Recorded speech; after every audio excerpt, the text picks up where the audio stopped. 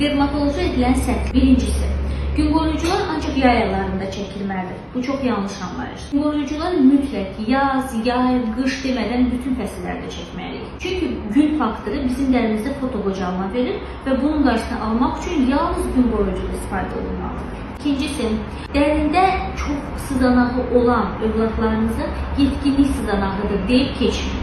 Çünki normaldan artıq sızanaqlar dəridə çox ciddi çapıla, ləkəyə, hətta dərinin və üzün deformasiyasına səbəb ola bilər.